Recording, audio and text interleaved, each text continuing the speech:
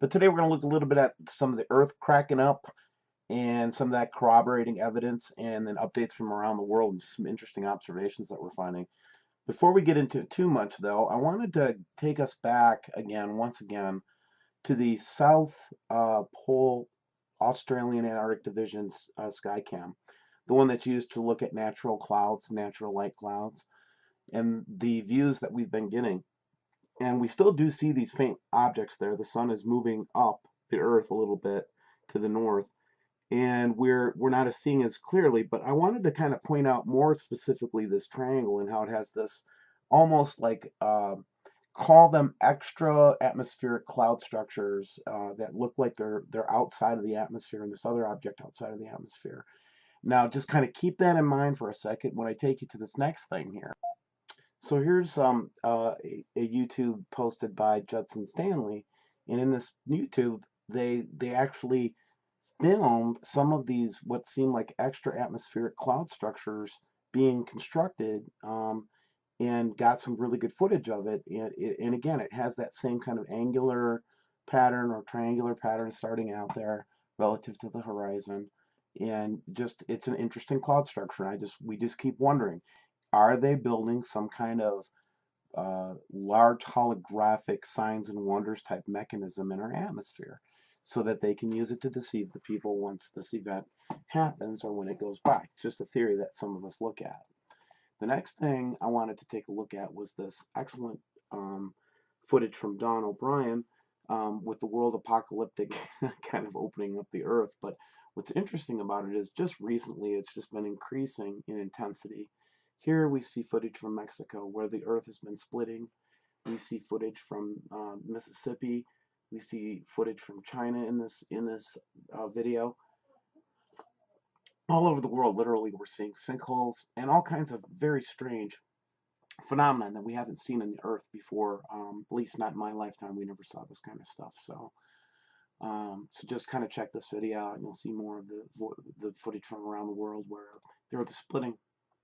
Now these are the images that disturb me the most because when I see this object, and this is Sam Merritt reposting, I think, some gun stuff, but what we see here is this um, winged object with a debris trail behind it. And when we see it next to the sun like that, or when we see it coming at us like that, or in our vicinity, it's just a very unnerving thing. And it's also one of the things that NASA doesn't like it when we post a lot of it. So here we are again. We're seeing it more and more frequently now. And then the day before, Gun actually picked it up, and I have the links below. Picked it up again from a different cam. And you can see again, we're seeing this particular object with the debris trail very often now. And to me, that's a sign that we're looking at it's coming closer. And it's something that we need to keep our eyes on, and we need to have a heads up on it, okay? And then finally, I've got some footage from Christine Micro, who brought me basically some, she said, look, in Melbourne and in Australia, the phenomenon still happens, and they're getting like the big red ball clouds, which we theorize are iron oxide dust. So that's something that another link that you can go take a look at below. And then finally, wanted to, before we move away from the internet, wanted to look at Space Daily. They talked about is Planet X to blame for Earth's mass extinctions, and now that they have admitted that there's a 10th planet, and now they're starting to come up with the same hypothesis that we've heard from scientists like Graham Hancock, like all these different scientists that have said that there's been more regular cataclysms on the Earth than what we realize. And I think this is important to point out because I do believe that the Earth does go through an ass whooping about every 12,000 years. And the reason it's 12,000 and not 3,600 is just because this system moves through our solar system doesn't mean we're perfectly lined up every time for an ass whooping. Well, 12,500 years ago, I'm convinced there was an ass whooping. And that ass whooping included the flood of Noah, which has been recounted by the various cultures from around the world and the survivors of that event. And I think that we can see some corroboration there. And then we can see corroboration with the Egyptian records in the Comin Bible. So again, not just because Nibiru or the Wormwood system comes through our solar system doesn't mean it's going to whoop our ass completely every time. Now, what the way things are lining up in this one is an ass whooping. So I think that we're looking at, potentially, a lot of damage in the northern hemisphere because we're being pulled towards it. And so I think the north is going to get the ass whooping, and the south is probably going to be less damaged based on what I'm learning right now. So with that said, let's take a look now, kind of close the internet, and let's go look at some subscriber images, if my internet will be so kind as to close. Now I know this is kind of a repeat. This is basically one of the subscribers that likes to give me a lot of information and things like that.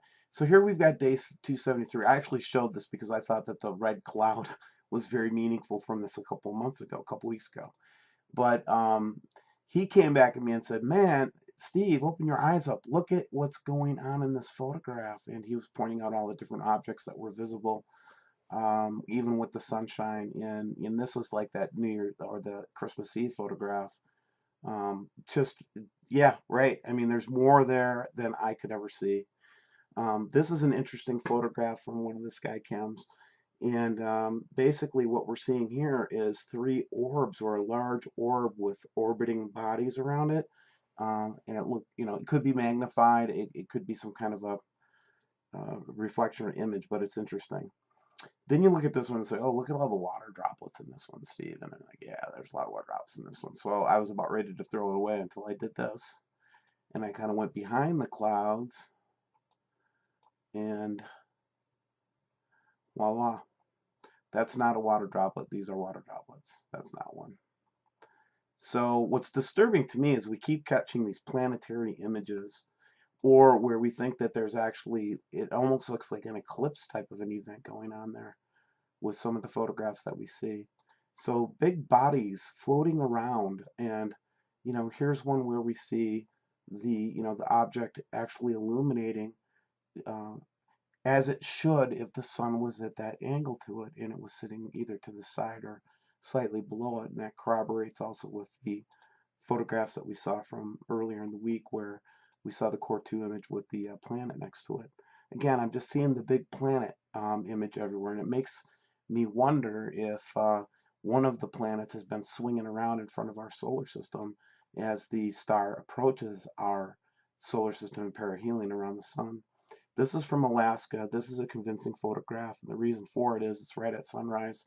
And we see this bright object lately, right before sunrise, preceding the sun. And here we got a distinct two object view of it where there's no clouds to obfuscate it.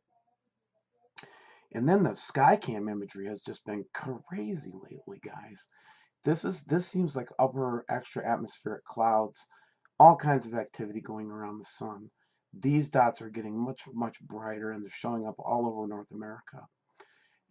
Here's in Canada, where we're seeing all kinds of objects and activity. But we're also seeing this kind of, and I think we got a couple clearer views of it soon, and I'll show it to you, where we're seeing the planets in the cloud structure.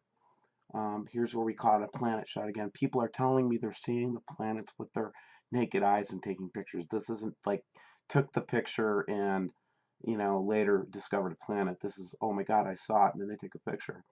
I wanted to show this to show that Croatia is not exempt of from the chemtrailing. I mean, this is clearly heavy chemtrailing happening in Croatia again. Again, what are they hiding?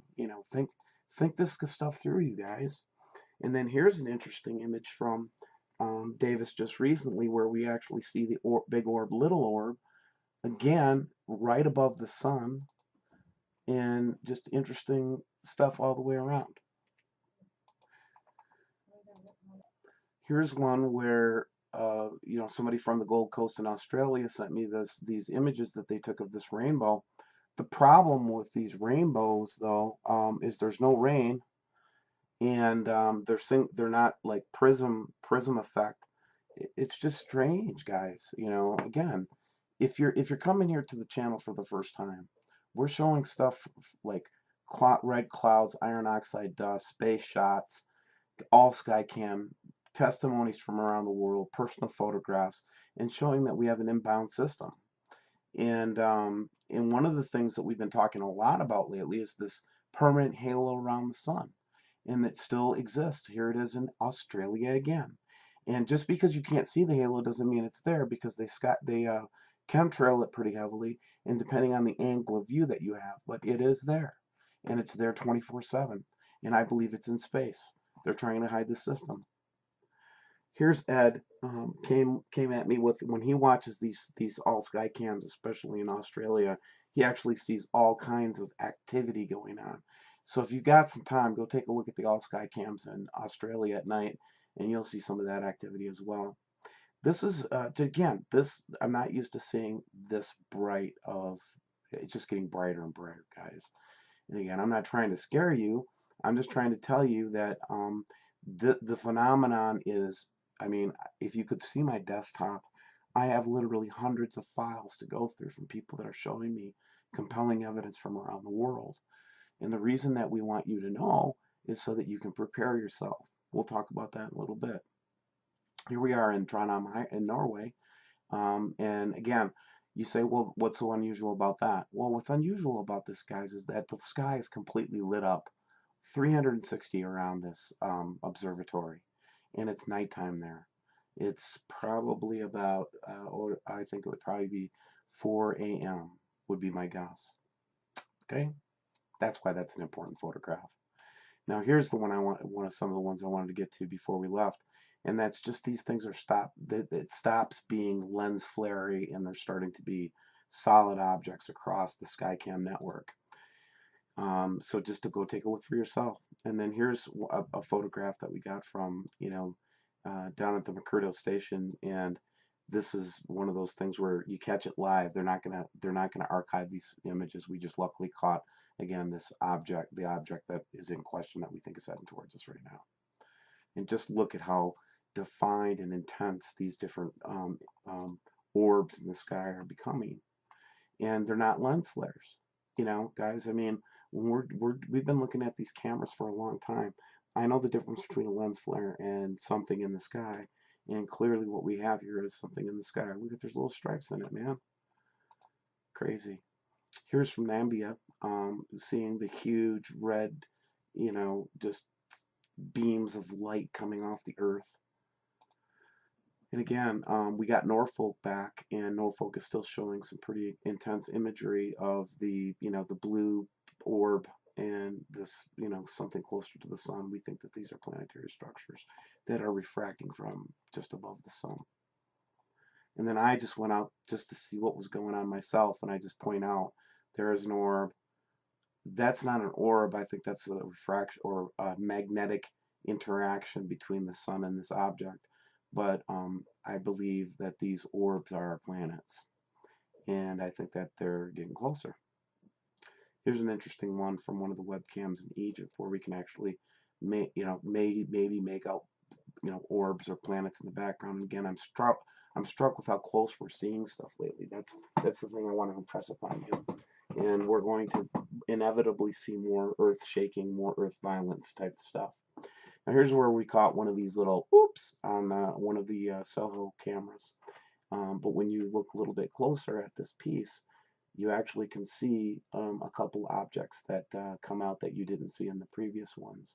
So again, we see the objects in different views. This is just a weird photograph because of the beam of light and the way it just like came down.